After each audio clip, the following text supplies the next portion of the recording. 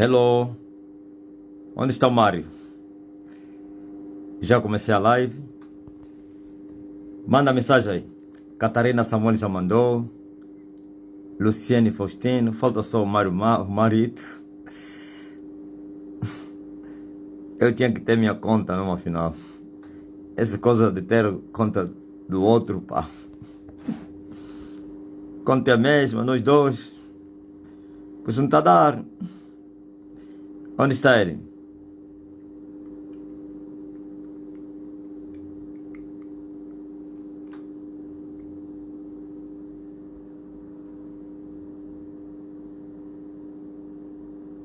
Avisem ele para comentar aqui e eu vou lhe puxar. Tararara. Tararara.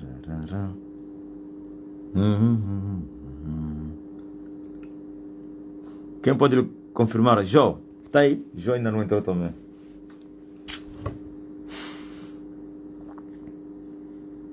Essa confusão toda é por causa do quem?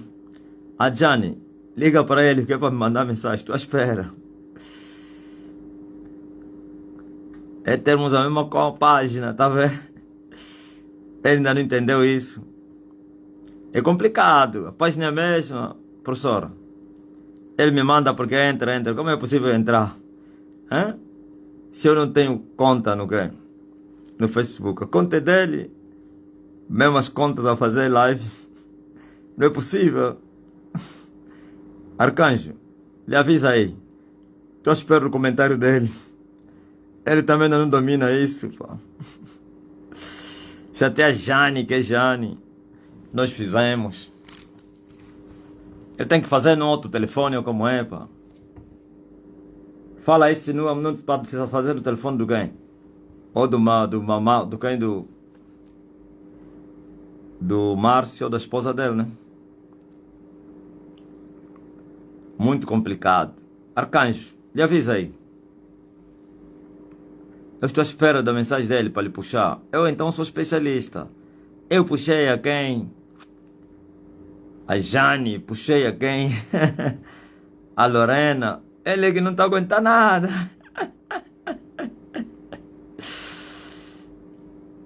Não, ele não entendeu ainda. Eu não tenho página, tá vendo? João Leve. A página é dele. Tá vendo? Estou afiliado no Zola. A página dele, eu uso a página dele, tá me puxar para quê? Não é possível. Mesmas páginas. São telefones diferentes, tá vendo? Mas entra só aí outra pessoa, eu te puxo. Eu posso fazer experiência agora. Hã? Quem é que quer para fazer uma experiência agora aí? Quem tem bom telefone e boa rede? Vou experimentar. Avisem ao Mário, estou à espera da mensagem dele aí. Tá vendo? A história é a mesma. Nem a mensagem dele aparece aqui. Aí ele saiu.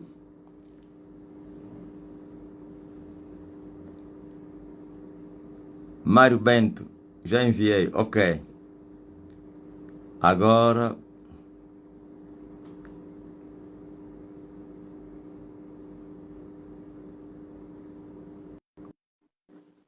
Já enviei.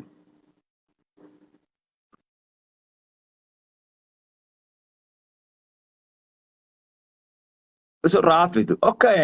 Agora sim. Então. Rapaz, tem que falar comigo, pô. Você, embora não aguenta.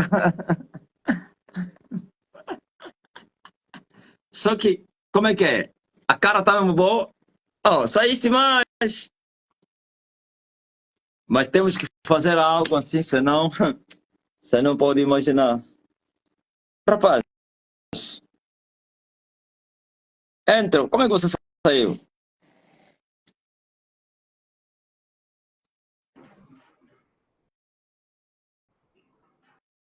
Alô? Tá ouvindo? Yeah, agora sim. Yeah.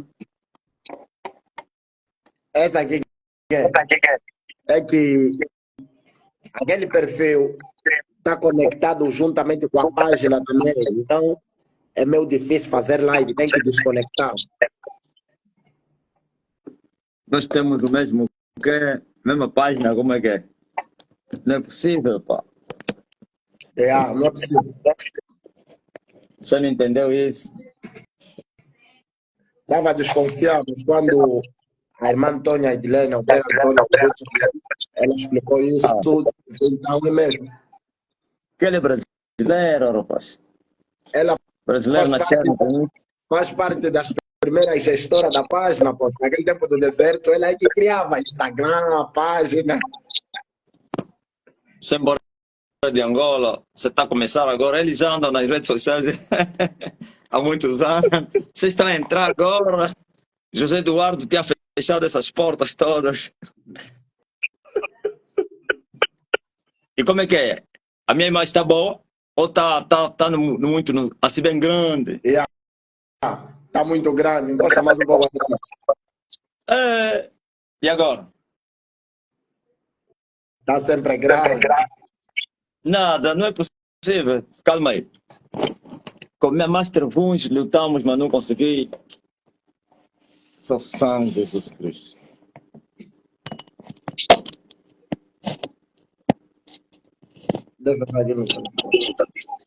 E agora? Está sempre grande? Mais ou menos. Ah, então? Vou avançar mesmo assim. Ok. Estou bem distante. E eu gosto de ficar próximo para também ler as mensagens. Podes ter outro telefone na mão. É só diminuir o volume para olhar as mensagens. Só tem esse telefone que tem Facebook. Aqui ataque é direto. Todos os telefones do YouTube, Facebook. Não abre.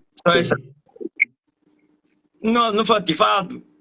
Quase que desativei ou como é, pô. Só Deus.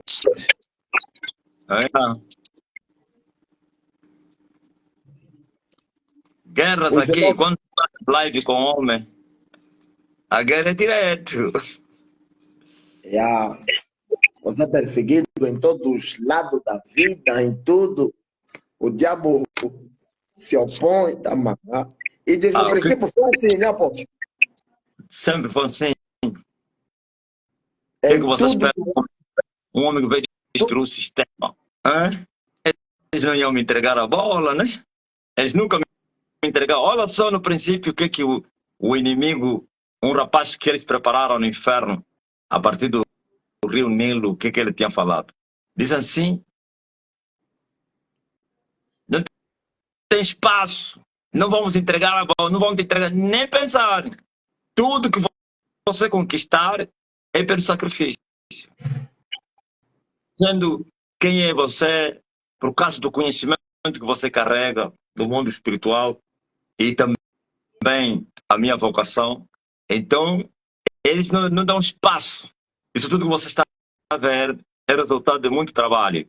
Até quando eles me lançaram em isca, eu lhes forcei a fazer isso. Não era a vontade deles. Quer dizer que já quando não havia alternativas para poder me atacar, então por isso lançaram iscas, o chamado osso, não sei conforto. Senão, sempre foi assim. Também não tem como um jogador perigoso, eles não vão te dar que. Calma aí. O Messi lhe dá um trégua. Nem pensar. A equipa toda trabalha para atacar Messi. Os 11 jogadores. Até o que está no outro lado está de olho a Messi. Nem que ainda ele não for para lá, mas primeiro vai gritar ao seu companheiro: olha! Ele está à direita, está mais à frente. Somos perigosos. Quando se é perigoso, você é atacado com homens também perigosos. E eles levantaram homens desgostosos de si mesmo.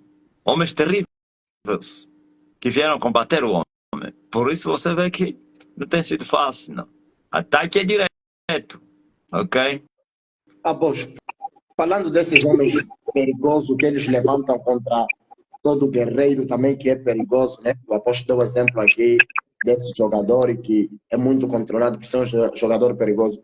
Como é que esses homens no mundo das trevas se tornam tão perigosos, homens fortes, dificilmente lhes vencem nos homens de Deus? Como é que eles se tornam assim tão perigosos e poderosos? Sacrifício.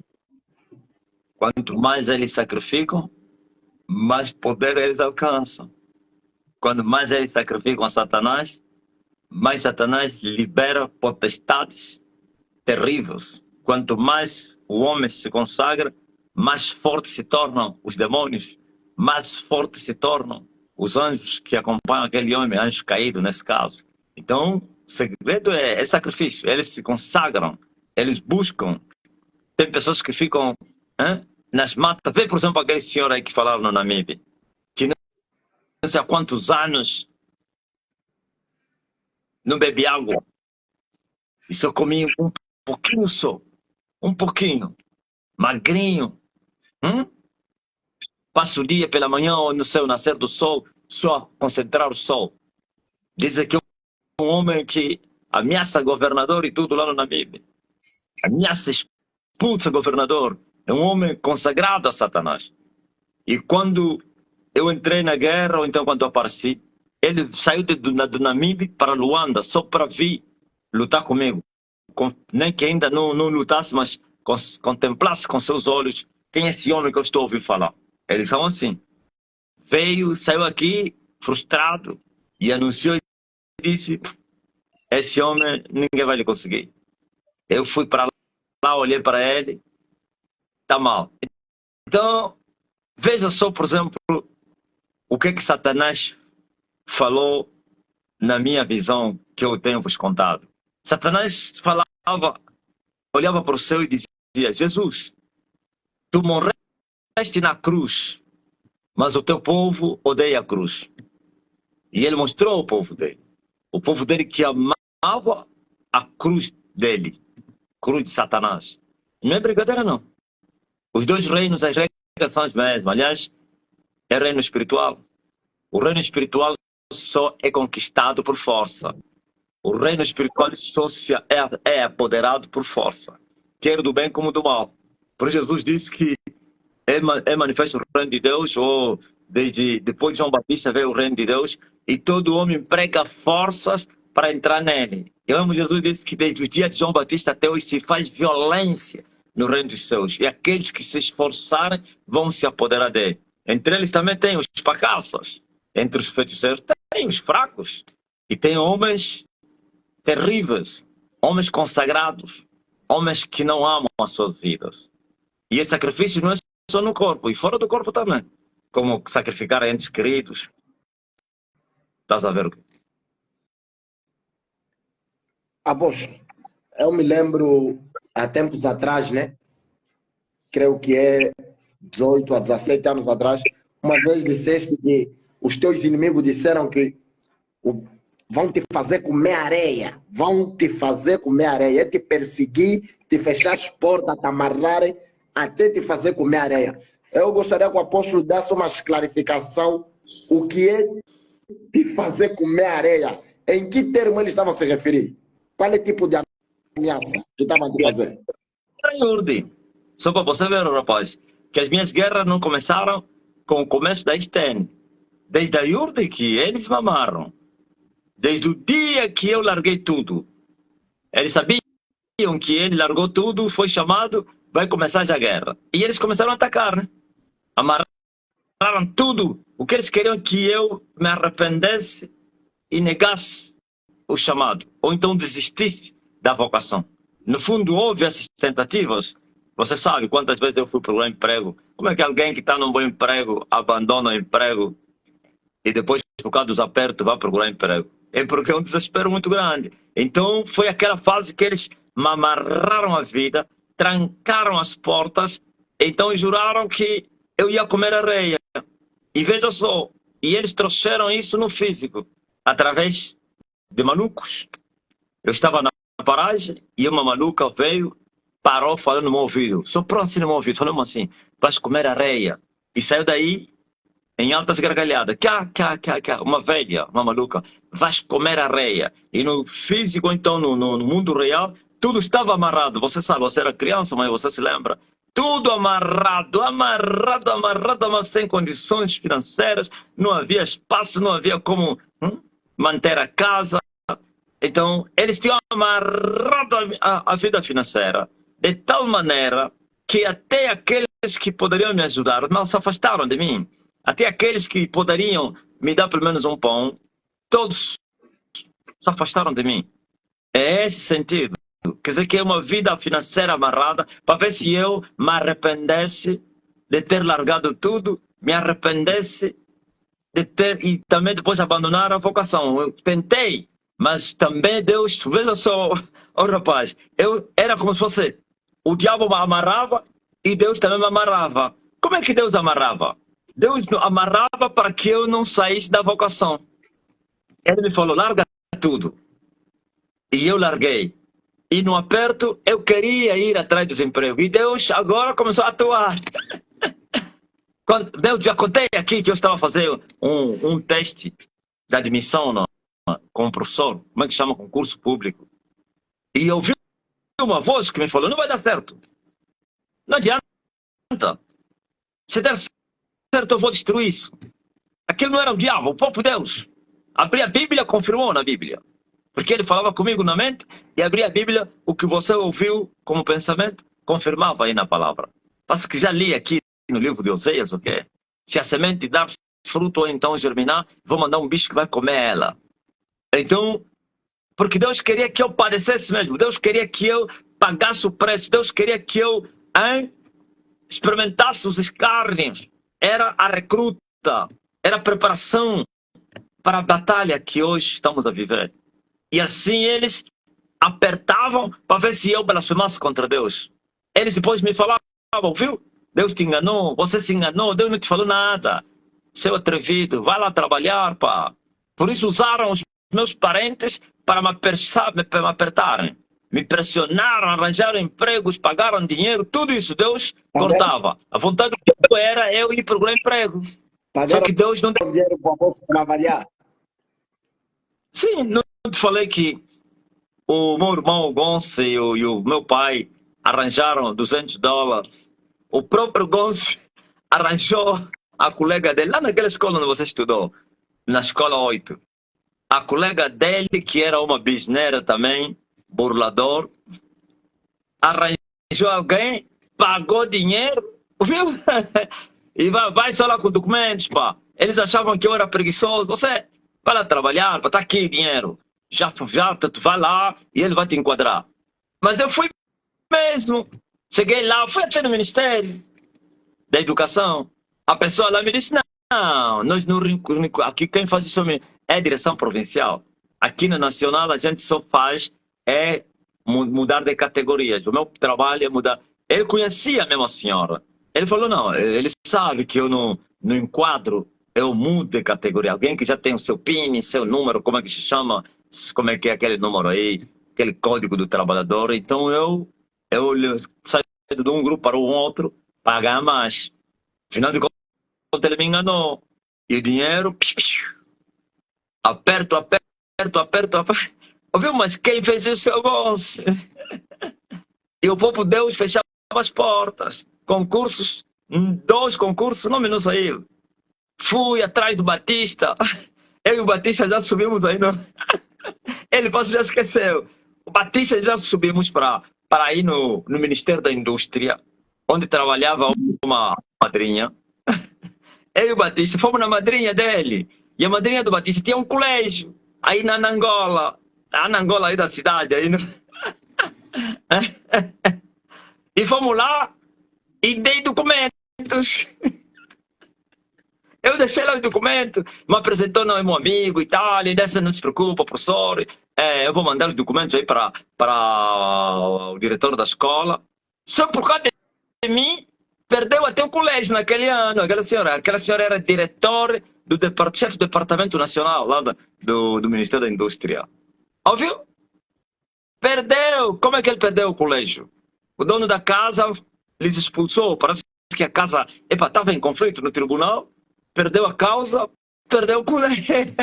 Só por causa de mim. Os documentos já estavam lá, não se preocupa. Quando começaram as aulas, eu vou falar na diretor e você vai trabalhar lá. Quais são as tuas disciplinas que você leciona? Eu dei aí as disciplinas, já não me lembro mais. E já estava bem ansioso para esperar. Perdeu o colégio, a madrinha do Batista. Ouviu? Perdeu o colégio, perdeu a causa, perdeu o edifício.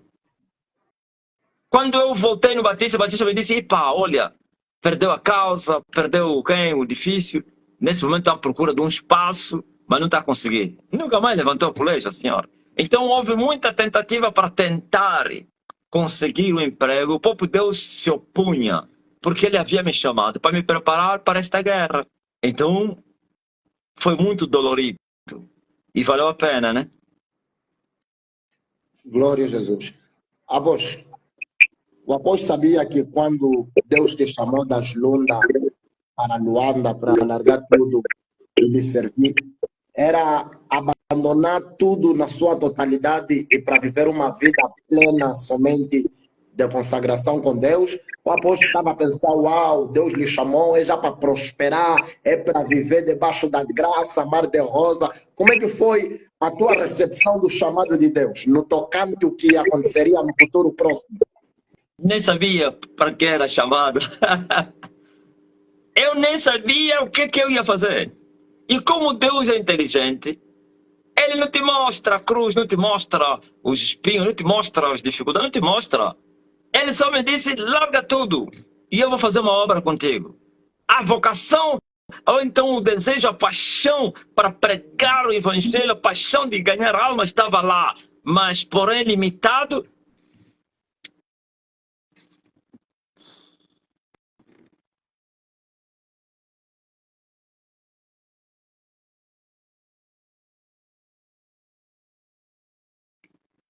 Olha, perdemos o pastor Mário.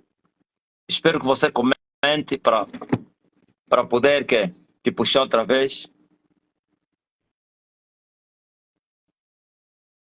Mário saiu, não sei o que aconteceu, mas vamos esperar. Ele precisa mandar uma mensagem aí. Eu sou craque. Ele é que está a falhar.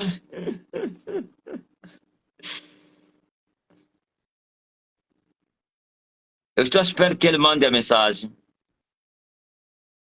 para outra vez lhe convidar.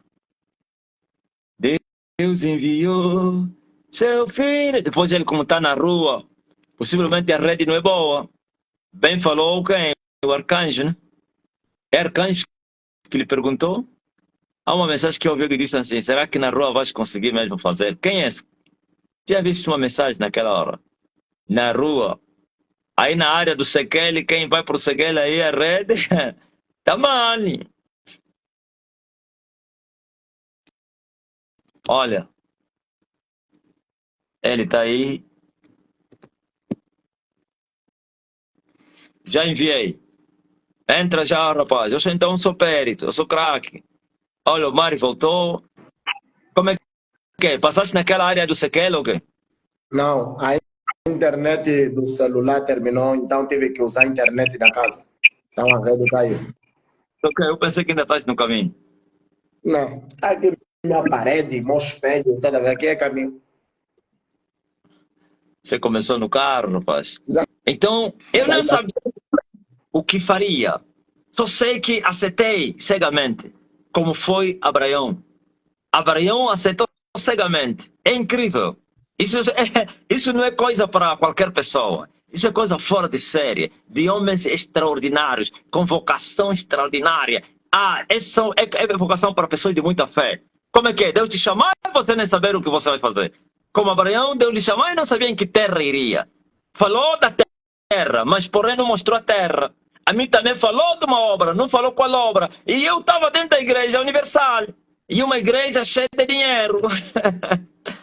Cheia de descuidado da vida. Cheia de sedução das riquezas. A primeira coisa que vem Deus quando fala contigo no aniversário é o dinheiro. Porque é aquilo que a pessoa ouvia. A fé dos membros da Universal é fé no dinheiro, Deus do dinheiro. Então, cheguei a pensar, rapaz, cheguei a pensar que era a chamada de ser rico. Cheguei a pensar que o Senhor ia me dar um emprego no banco, na zona Angola, para glorificar o nome dele. Cheguei também a pensar será que eu vou ser pastor? Mas, humanamente falando, não era possível ser pastor, porque nenhum pastor é recrutado na IURD que tem já família. Tem que ser criança. Mas eu acreditei que para Deus todas as coisas são possíveis. Então fiquei numa incógnita, mas eu como? Por isso, naquele período da recruta, foi muito duro para mim. E Deus continuava em silêncio. E Deus continuava sem falar nada, com aqueles apertos e sem dizer o que iria fazer. Por isso, várias vezes reclamei: Senhor, tu me tiraste do emprego, eu estava embora bom, eu ganhava meu salário, tu me disseste que é para vir, onde está então a obra? É obreiro, porque depois me tornei obreiro. Prova de que no dia que me falaram que é para levar o uniforme para consagrar para o obreiro, eu já não quis ir. Falei na tua mãe: não, já não quero ser mais obreiro. Por quê? Eu disse: não sinto. Eu, obreiro? Eu falei assim: eu, obreiro? Eu sou muito mais que obreiro. Pá. Em outras palavras, eu estava a reivindicar: tu me chamaste para vir ser obreiro. Então o obreiro não trabalha. É isso que eu questionei Deus. O obreiro trabalha, o obreiro não larga emprego. Vou largar $400 para vir ser obreiro. Não, não, não, não, não, não. Não vou ser obreiro. No fundo, é a greve que eu fiz, é uma manifestação inteligente. Foi assim que Deus me falou: aquele que deseja o episcopado, excelente obra deseja. Senti paz e avancei. É incrível. Eu fui consultar a Deus e ele falou comigo. Hoje falei essas palavras no altar: aquele que deseja o episcopado, excelente obra deseja. Então parti, mas ainda se lamenta: meu Deus, obreiro, o obreiro trabalha. Ainda assim, não me falou o que iria fazer. Veja, sou episcopado, que é bispo, liderança. Mas não entendi, não tinha também conhecimento para entender que ele também falou episcopado era para ser líder, para ser um bispo, para ser um reverendo, como dizem aqui hoje, reverendíssimo, sua santidade, não sei qual termo, bispo, líder, apóstolo, reverendo. Hein? Aquele que deseja episcopado. Não entendi nada. Eu pensei que era mesmo para ser obreiro e avancei. Mas Deus queria que eu começasse mesmo lá. Deus não permitiu que eu me tornasse pastor. Se eu me tornasse pastor, já imaginou o que seria? Não iria interromper nada, mas muita gente seria dizer: ah, olha esse pastor, ele roubou lá na Universal, maltratou o povo, hoje agora porque foi abrir igreja. Sim, quando eu lhes falo nunca fui pastor, bocas fechadas, ninguém consegue me atirar pedra. Fui obreiro. Sabe que obreiro é quê? Obreiro na Igreja Universal não tem espaço, né, para... Não maltrata o povo no tocante ao dinheiro. Aliás, ele próprio é um que é maltratado. Ele faz parte dos maltratados. Por isso, Deus não permitiu também. Deus não permitiu. Porque quando eu os abandonei no Wish, se Deus quisesse que para entrar na Euro, vocês nem veriam mais. Vocês não veriam. Abandonaste na Hamburgo. Não, por causa da guerra. No dia que você completou um ano, no dia que você completou um ano, é o dia que eu me retirei do IJ, porquanto a situação estava crítica. No meu aniversário.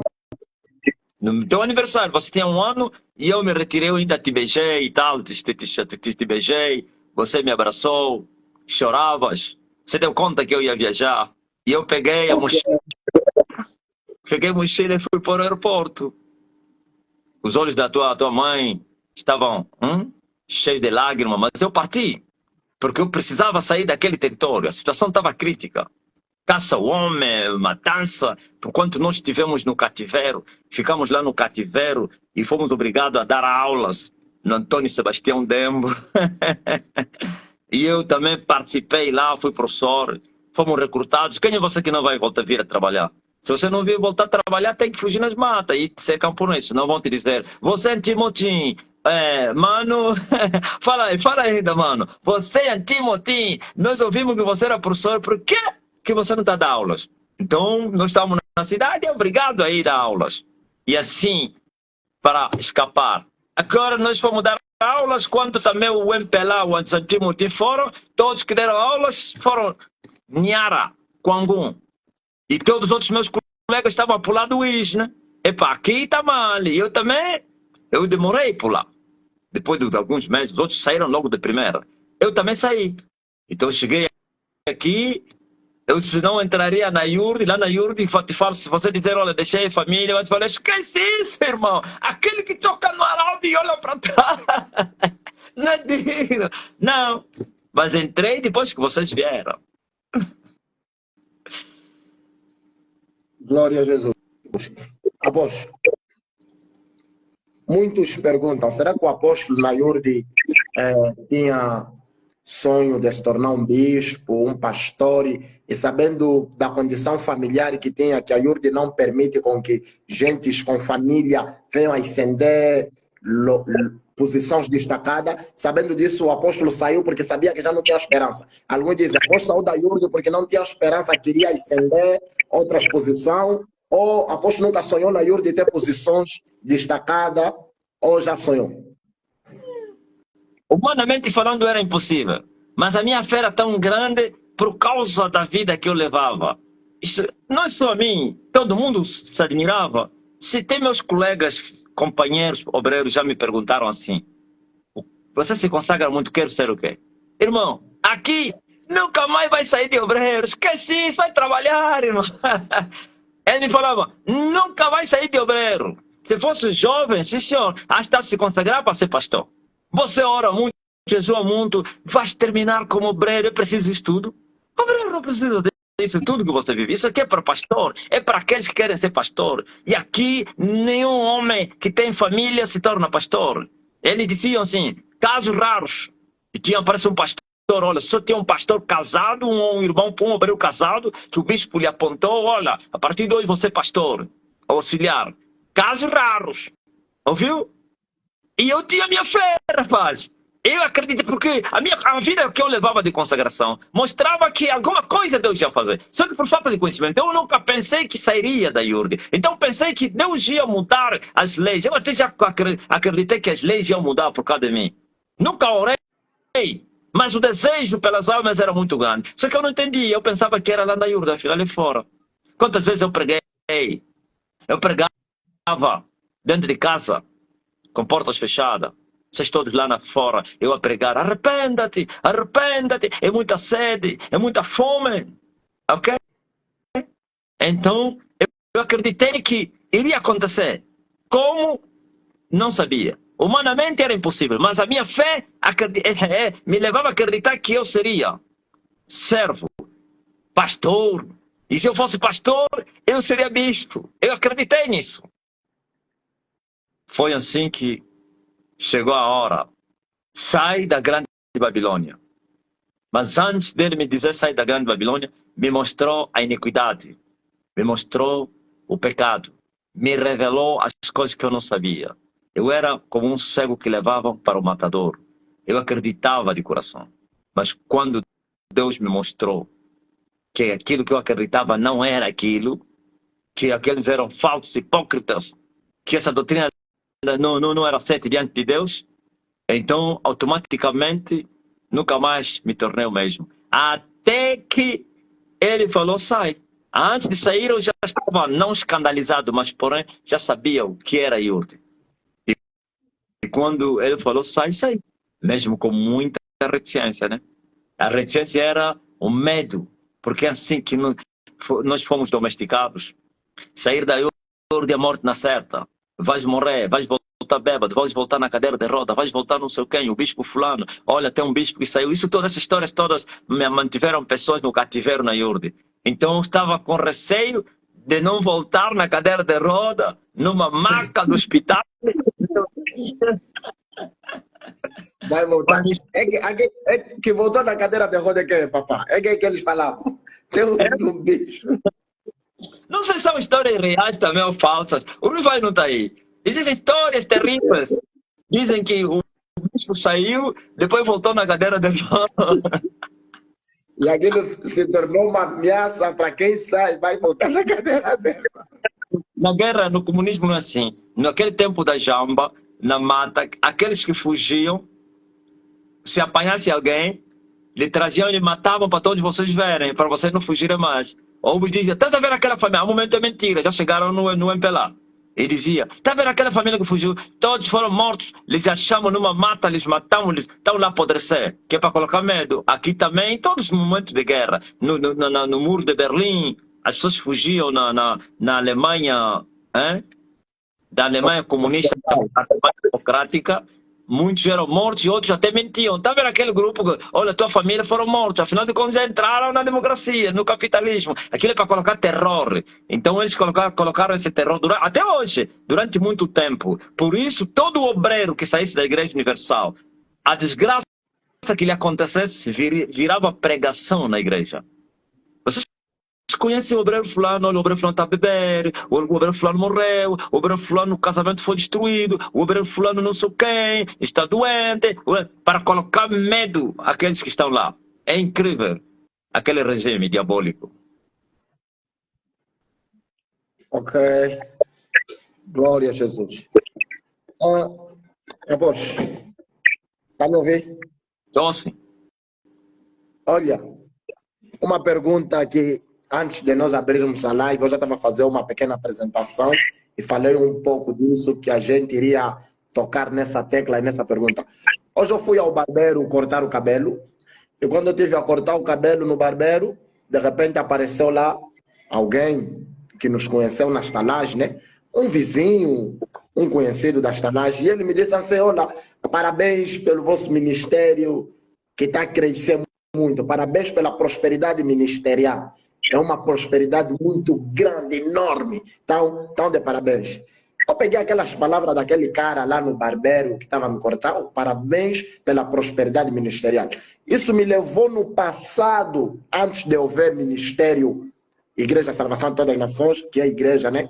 E antes do ministério do apóstolo, um ministério particular, Voz Clama no Deserto, que é o teu chamado, também ter aquela manifestação tão grande, eu fiquei a pensar, como é que pode que, antes de tudo isso ter o princípio, o apóstolo já reunia com a gente, no meio de 4 pessoas, 3, ele 4, já falava dessas coisas, grandeza ministerial, grandeza da igreja, prosperidade no ministério, e hoje esse cara veio me parabenizar, parabéns pelo crescimento da prosperidade ministerial. Agora, eu queria levar o apóstolo, qual é a convicção absoluta, de onde você tirava aquela certeza? Normalmente quem tem uma certeza quão grande, ou é um grande bruxo, ou é alguém que confia numas costas largas, ou um grande político, empresário, sabe, uau, vai dar certo, não vai dar errado. Mas o apóstolo não tinha nada disso. Um simples guarda do Alfa 5, fugiu da guerra lá no Índio, para Luanda, mas com uma certeza que Deus lhe usaria poderosamente, e hoje estamos a ver essa realidade, razão pela qual hoje me parabenizaram pela prosperidade ministerial. Agora eu queria saber, e os irmãos também, qual é o segredo de sustentar isso desde o princípio, que não tinha nenhuma luz, que você possa dizer, está aí a luz, não. Vai ter uma prosperidade ministerial. Qual é o segredo? De onde você tirava a tua convicção e a tua certeza que hoje é uma evidência e realidade absoluta no mundo? quantas vezes que você me falou mesmo assim? Você me perguntava, mas essa convicção está fundamentada em quê? Você perguntava quando eu te falava, olha, Deus vai me usar de tal maneira, esta igreja terá um impacto mundial, esta igreja será igreja para todas as nações. E tu me perguntava, mas onde está firmada a tua fé? Mais ou menos em que eu falei, é na fé, na palavra de Deus. Eu disse, não, mas calma, pronto, é palavra, mas tem que ter alguma coisa. Eu disse, qual tem que ter? É só palavra, acabou. Então, presta atenção, rapaz, e todo mundo que está me ouvindo. A fé é a certeza das coisas que não se veem e o firme fundamento daquilo que se espera. Esse é o resultado da natureza de Deus no homem. A natureza de Deus é a fé. Por isso o apóstolo Paulo disse que não havia um mundo ou uma terra aparente para que pudesse imitar. E ele fez com a sua palavra. E quando nós temos Deus, recebemos Deus, experimentamos Deus, não é experimentar na emoção, receber um espírito de vida. Jesus de Nazaré habitando em nós, o que acontece? Automaticamente, preste atenção, automaticamente A fé nasce por causa do Espírito e da palavra que você guarda. E essa fé, o mundo não vai entender. Por isso, todos que receberam o Espírito do Senhor, ninguém lhes compreendeu, se você não sabia. Ninguém compreendeu o homem que recebeu o Espírito de Deus. Desde os tempos passados, eles falavam uma linguagem diferente. Eles agiam diferente. Os outros não entendem, mas não pode. Como é que você sozinho, nós somos 7 bilhões, só você é que acha que você é o melhor? Não, eu não acho que eu sou melhor. Eu recebi o que eu estou a falar. Eu vivo o que eu estou a falar. Vocês não vivem, vocês não sabem. O que Jesus falou a Nicodemos? Nós falamos o que sabemos e testificamos o que nós vimos. Estava falando nós que ele, Jesus, estava falando o que ele sabia. Mas os outros não. E eles não sabiam o que Jesus falava. Por isso não poderiam lhe compreender. E Jesus estava a testificar o que ele havia visto. E a fé nos leva nós a vermos o invisível. Como Moisés que viu o invisível e creu. É incrível. É fé. Não é fé natural, não é fé do coaching, da teologia injetada nos seres humanos. Tem que crer, persuadir as pessoas para crerem. Não. A natureza de Deus no homem, o Espírito do Senhor, o pão vivo que desceu do céu. A própria Bíblia diz que a fé é pelo ouvir e ouvir e ouvir a palavra de Deus. E esta fé, como as águas do tanque de Betesda, que são removidas para que o primeiro doente que caísse lá era curado. Esta fé, este mover do Espírito no homem, esta certeza que se move. Os 7 bilhões podem falar o contrário. Eu quero te dizer, rapaz, a fé que Deus injetou em mim, eu próprio me escandalizava com a mesma fé. Não se escandaliza você que está me ouvindo. Eu próprio me escandalizava com a própria minha fé. Sabe, apesar da fé, como natureza de Deus em nós, mas ainda nós continuamos a ser nós, os humanos. Continuamos a ser homens, humanos. Isto é, temos ainda o livre-arbítrio, a vontade própria, que é a nossa vontade carnal vendida em Adão, se movendo em nós. Só que a fé é muito grande e essa parte adâmica é suplantado, é subjugado. Mas ainda assim, tem vezes que ele se aproveitava de mim nos momentos difíceis, rapaz. Nos momentos difíceis, nos apertos, você não sabia. Tinha vezes que eu rejeitei essa minha fé. E eu falei, para com isso, Marcelino. Eu achava que eu estava exagerando. Para com isso, Marcelino. Esquece isso, Marcelino. Vai trabalhar, Marcelino. Não vai acontecer nada. É tudo mentira. Estás acreditando em mentira. Esquece, Marcelino. Mas depois parava em lágrimas. E eu reconhecia que eu tinha que continuar. E confessava, Senhor, eis-me aqui, envia-me a mim. Ok? Eu próprio me escandalizava comigo mesmo. Um dia, eu estava andando na rua, eu comecei a gritar. Se você não sabe, se alguém tivesse ao lado, ia dizer que eu era maluco. Eu falei, não. Já não vou falar mais nesse assunto, nem quero pensar. Todos os meus pensamentos estavam cativos somente à minha vocação. Eu procurava me libertar disso, mas não conseguia. Um dia me reivindiquei, me revoltei e disse, para, Marcelo, não vou falar mais nisso. E é isso que está me fazendo sofrer. Está aqui toda hora a pensar, está pensando no vazio, no vácuo, porque não sei o que. Não. Essa é coisa da minha cabeça. Está a sofrer demais. Tanta miséria. Não. Mas, na hora, voltei para trás e eu falei, Senhor, eis-me aqui, perdoa-me. Eu aceito, me envia a mim. A paz voltou. Ouviu? Isso aqui é uma conexão incrível. Vocês nunca se perguntaram como é que um Abraão daquele que tinha uma vida natural e para se movimentar em uma terra estranha e sem duvidar, e não, você pensa que foi a rir? Não, foi a chorar. Houve lutas consigo mesmo, mas há uma força que ele levava, a força que ele guiava era maior do que a própria sua força que reagia, falando o contrário. Isso é o sobrenatural de Deus. Somente homens que experimentaram, que receberam, aleluia, a vida do céu, se movem assim, ok? Assim foi Jeremias, o profeta. Deus envia outro, eu sou embora criança, eu não sei falar. Deus falou, você vai ir, aonde quer que te enviar, você vai ir. O que eu te colocar na boca, você vai falar.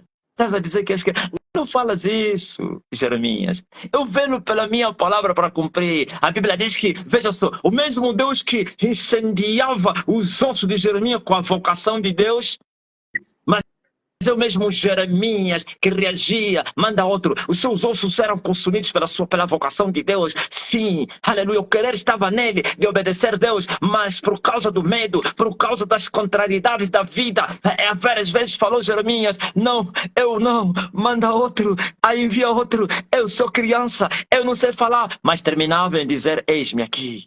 Ouviram? E todos foram assim. Então, essa convicção é Deus no homem. Senão o homem carnal, não, o homem carnal não consegue.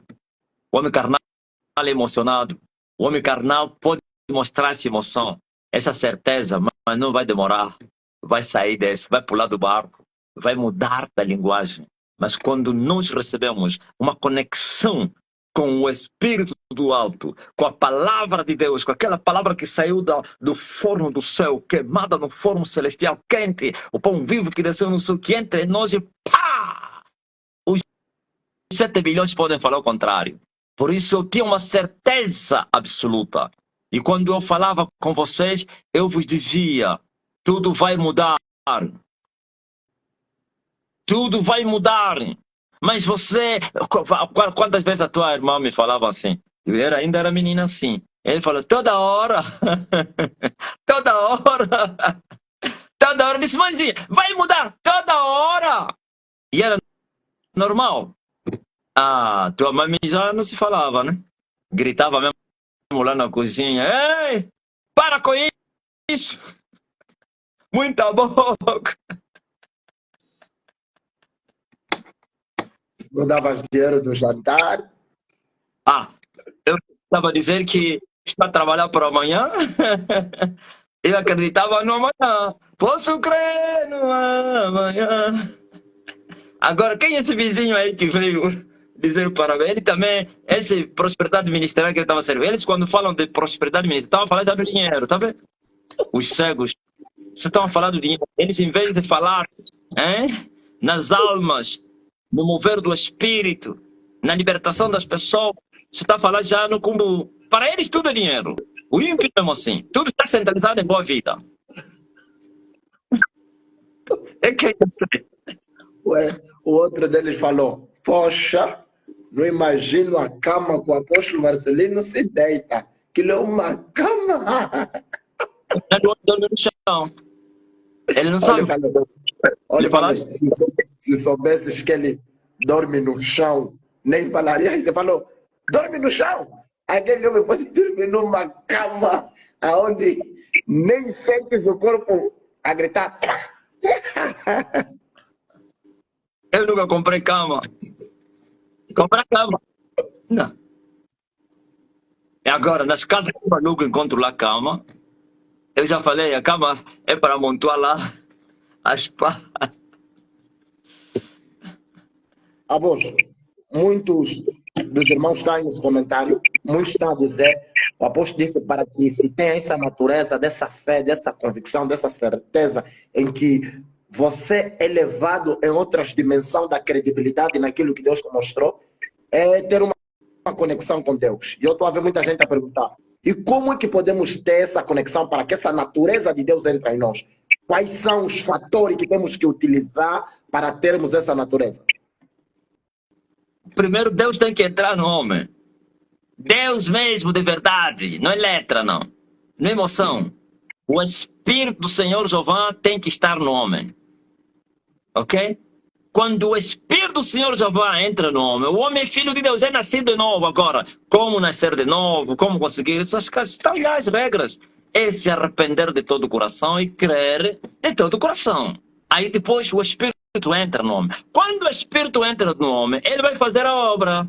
Ele, o Espírito Santo, vai fazer a obra em você. Ele vai trabalhar em você. As dores, as aflições, os desertos, é mesmo o trabalho dele. Tudo aquilo que eu passei era o trabalho dele, era a recruta. Hoje agora, já não falo o que eu falei. Por mais que eu andasse numa vale da sombra da morte, eu poderia suportar. Mas ontem não. Ontem reagi negativamente. Então, o segredo é receber Deus, é nascer de novo. E depois de nascer de novo, então vive na obediência. E quando se fala de obedecer em tudo, ter uma vida de ação, uma vida de sacrifício, é incrível. Você será imbatível. A tua fé vai crescer, porque a fé tem que crescer.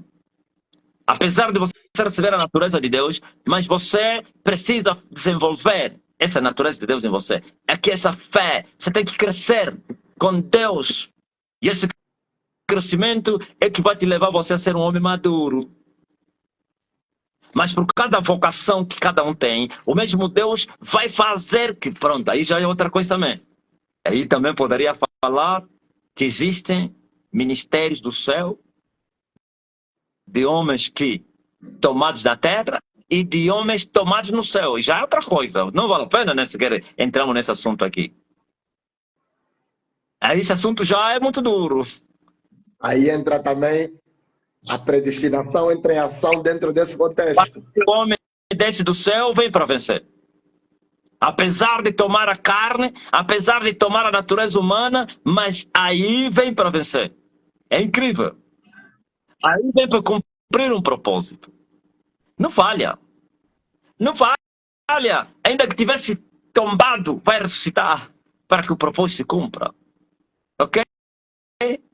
Mas ainda assim, até os tomados na terra se receber, porque esses que eu falei, os profetas, não vieram do céu para a terra, foram tomados no meio dos seus irmãos, mas fizeram a diferença, como Jeremias, Isaías, Ezequiel, Daniel, aleluia, com seus 3 companheiros e outros profetas que a Bíblia fala, homens terríveis que marcaram. Eliseu não é semente celestial, Eliseu é da terra, mas você vai ver como ele se moveu, como ele se comportou na terra. Incrível. Então, esse é o segredo, é receber a vida do céu. E depois viver na obediência, crescer com Deus. E acabou. Glória a Jesus. A pergunta que não quer se calar, apóstolo, e essa pergunta tem que ser direcionada a alguém que é exemplar na resposta e na prática da sua vida. Como dizem os comunistas, a prática é o critério da verdade. E a pergunta é essa aqui.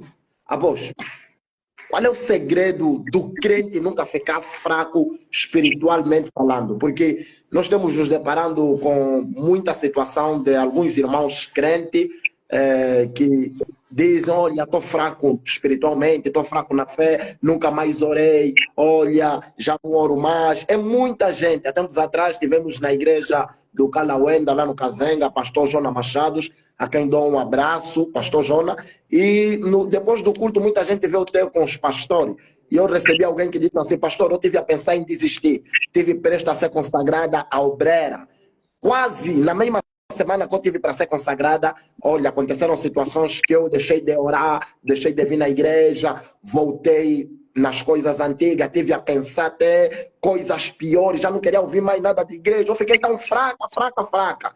Me ajude a me fortalecer novamente no espírito.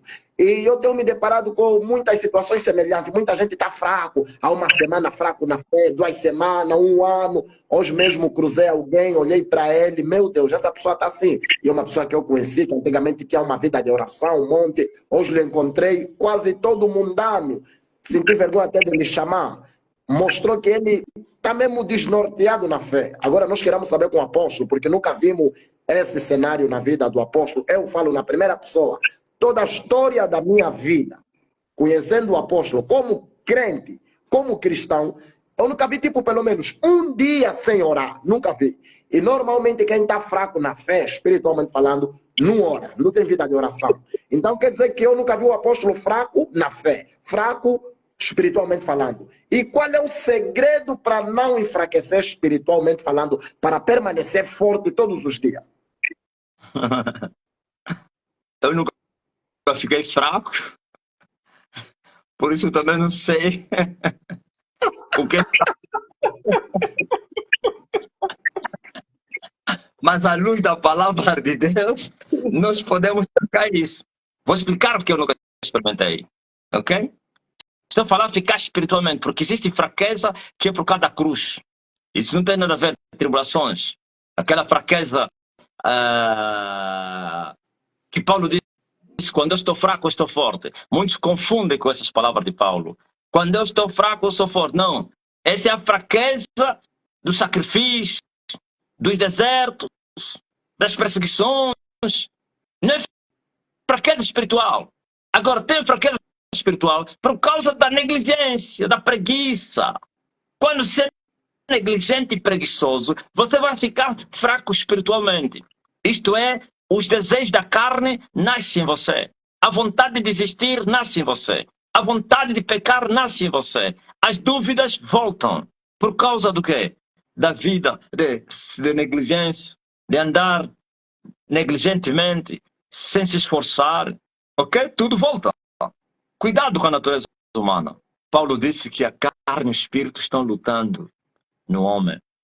Por isso, você tem que lutar, o espírito. O espírito tem que lutar, senão a carne vai te derrotar. Essa guerra que Paulo falou no livro de Gálatas é real. Carne e espírito. Dentro de você, não é fora. Então, se você, o homem espiritual, se deixar levar, a carne vai te derrotar. E assim você vai desistir, vai se masturbar, vai pensar em voltar para trás, vai começar a duvidar do que você acreditava, vai negar a fé, vai desistir de seguir o Senhor e vais morrer. Por isso, no demais, irmãos, fortalecei-vos no Senhor e na sua força, no seu poder, para que vocês possam estar de pé diante do dia mau. Ouviu? Tem que se fortalecer no Senhor. E quando é que o homem se fortalece? Quando busca a face de Deus. Quando ele entrega a sua carne como sacrifício vivo a Deus. Quando ele sacrifica a sua vida.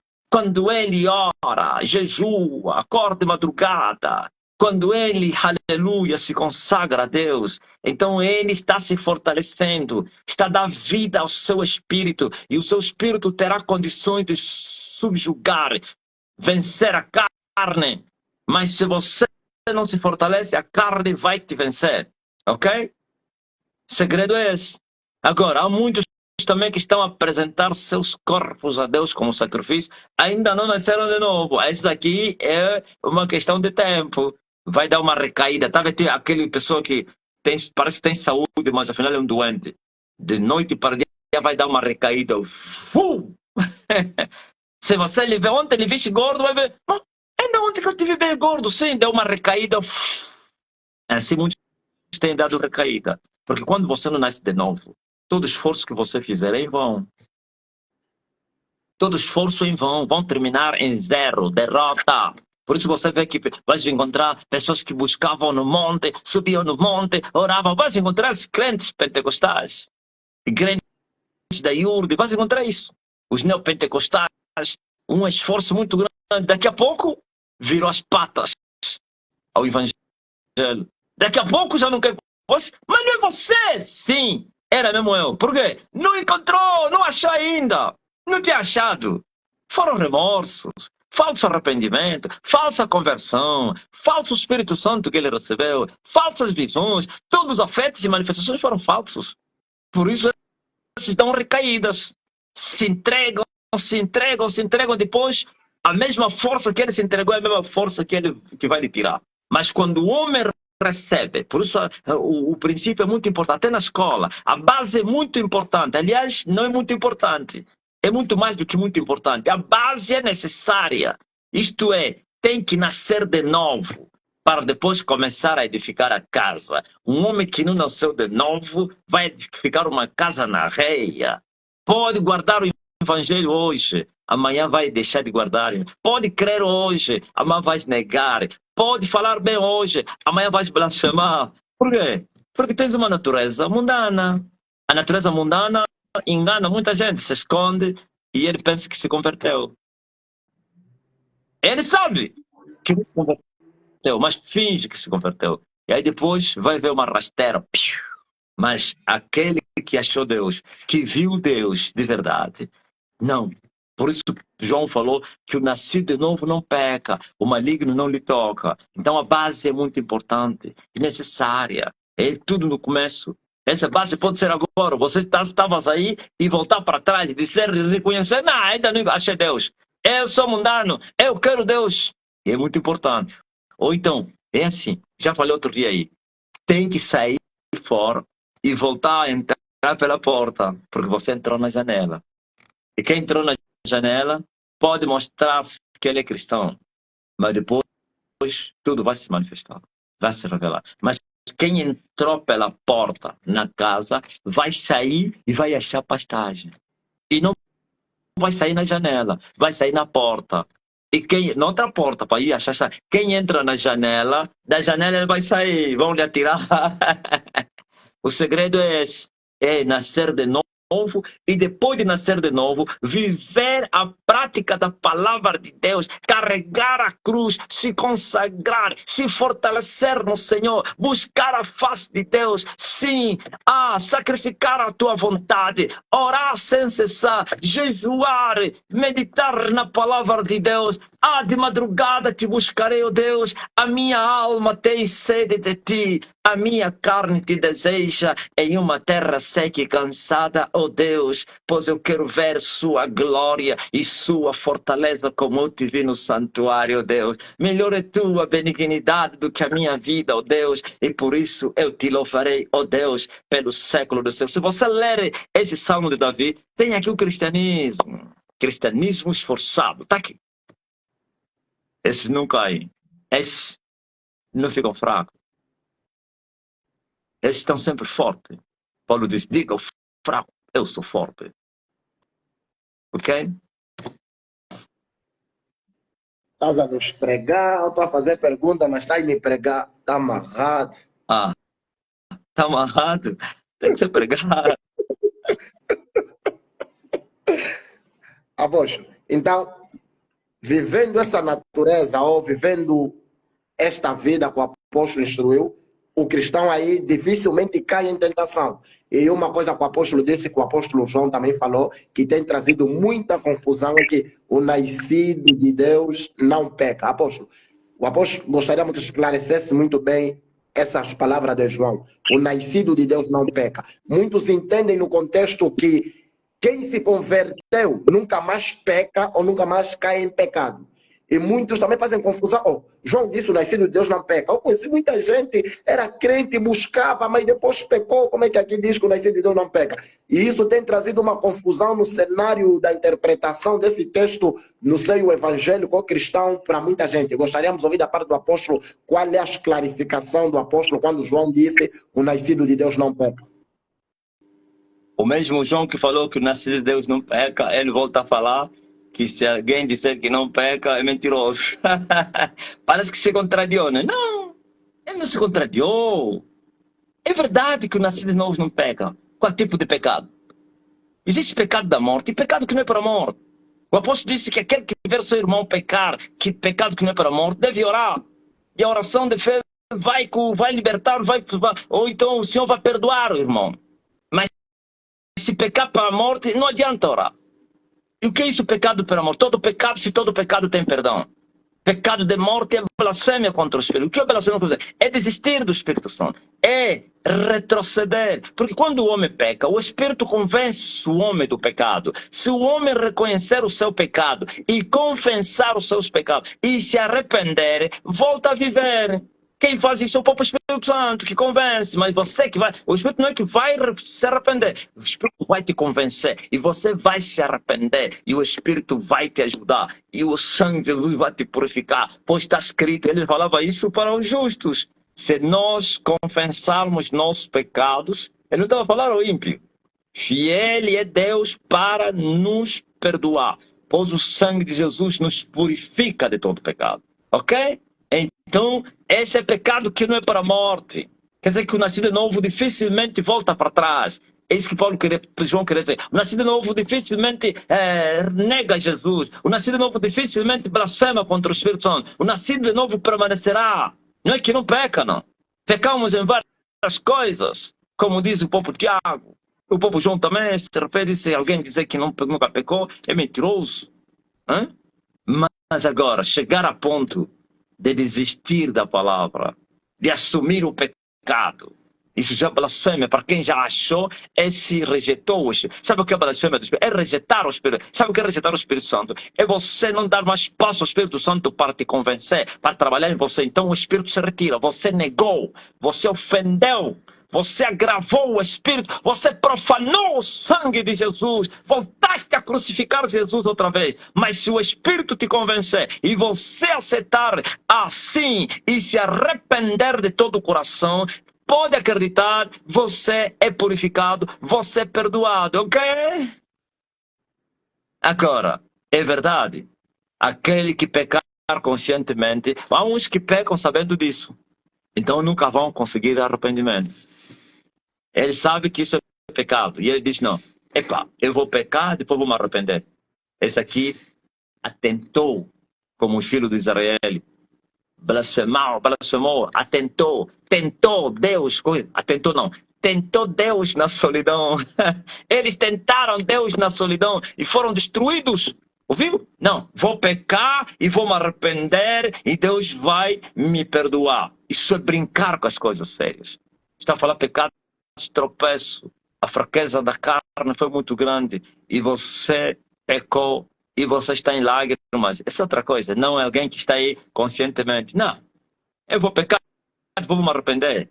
Diz a Bíblia que o outro, nem com lágrimas, conseguiu arrependimento. Nem com lágrimas. Sabe qual é o nome dele, né? Isaú. Exato. Isaú, nem mesmo com lágrimas, conseguiu outra vez o arrependimento. Perdeu a primogenitura, chorou, mas não conseguiu. Por quê? Porque ele o fez voluntariamente. E disse, o que eu tenho a ver com a primogenitura? Toma lá, pá. Eu estou com fome. Depois queria trazê-lo de volta. Não conseguiu. Glória a Jesus.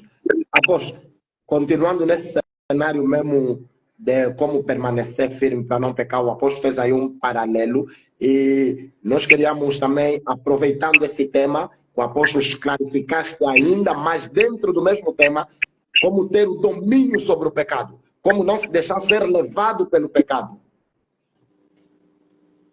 Como não ter domínio sobre o pecado, é isso que eu já falei aqui. É viver uma vida dinâmica com Deus. Quanto mais andamos com Deus, mais santos nos tornamos. E não que andava com Deus e não viu a morte. Sim, aleluia. Quando você mais está preocupado com as coisas de Deus, essa consagração, preocupado com as coisas, não é só preocupação, preocupação efetiva. E você vai exercendo essa preocupação, vai orando, vai lendo a Bíblia, canta, louva, jejua, estás a ver, vai para a igreja, ouve a palavra, testemunha. Isso tudo te leva você a viver no Espírito. A Bíblia diz que se nós andarmos no Espírito e vivemos no Espírito, não vamos sofrer as concupiscências da carne. Mas quando você para de se envolver, esse dinamismo do dia a dia com as coisas de Deus, automaticamente você vai se envolver com o mundo. Ok? Ninguém fica de lado. Ou está se envolver com as coisas de Deus, ou estás a andar com Deus, ou estás a andar com o mundo. Calma aí. Lá está o cristão. Ouve música mundana, assiste novela, assiste filmes, assiste esse lixo, ouve conversa dos ímpios, se senta na mesa dos escarnecedores. O que é que vai acontecer com ele? O que você vai ouvindo, o que você está bebendo, ele vai fazer o homem em você, automaticamente. Esses são vírus, como Paulo chamou, gangrenas, que vão consumir a tua fé, a tua espiritualidade, vão matar você. Você vai ficar fraco, porque você está a ouvir só lixo, o mundo. Ai, porque Cristiano Ronaldo e o jovem crente está a ouvir aquilo aí, está a ouvir do sexo, ele não participa, mas está a ouvir, porque não sei o quê, a minha vida, olha os meus texandas, ai não sei o quê. Já viste aquela marca? Estás a ver o quê? Olha, viu o rabo daquela senhora? E você está dizendo, está amarrado, mas estás a ouvir. Com a boca está dizendo, está amarrado, mas com o coração está a dizer, é verdade, sim. Daqui a pouco você também começa a falar. E eles até assustam. Oh, você também afinal falas? A gente pensou que você não participa, porque já era. É igual a lhamba, né? Você vive com pessoa que fuma lhamba. Você vai dizendo, tá amarrado, isso me incomoda. Daqui a pouco o cheiro vai ficar gostoso. Daqui a pouco ele vai assustar. Oh, já não fica mais incomodado. Antes fugia, já não está fugindo. Daqui a pouco Você também, mas calma ainda aí. Pá! Eu bebi assim. Eu estava aí com o meu cunhado. Eu e ele éramos. Ele era rico, muito poderoso financeiramente. Qual então com Ele ele? estava, vixe aí, estava aí o pai do Max. Ah, o pai do Vai Max, ok. sair, né? Ah, o Max, vê aí o Max está aí. Nós éramos copofônicos, porque ele era próspero, muito dinheiro financeiro. Mas não é ele que me levou a beber, porque ele é marido da minha irmã, dificilmente poderia me levar no vício. Ele já me encontrou viciado. Eu andava com amigos que eram viciados. Salomão, Castigo, Delegado, eram verdadeiros copofônicos da Associação de Copofonia. Bem rapazes, mas já bebiam. E naquele tempo, se bebia aquele vinho aí do Wii, chamava-se Me Leva. Terrível. Aquilo era passa percentagem, é muito bruto. É um vinho branco, uma garrafa te aterrava, você estava morto. Chamava-se vinho Me Leva. Vinho branco. Tudo bruto.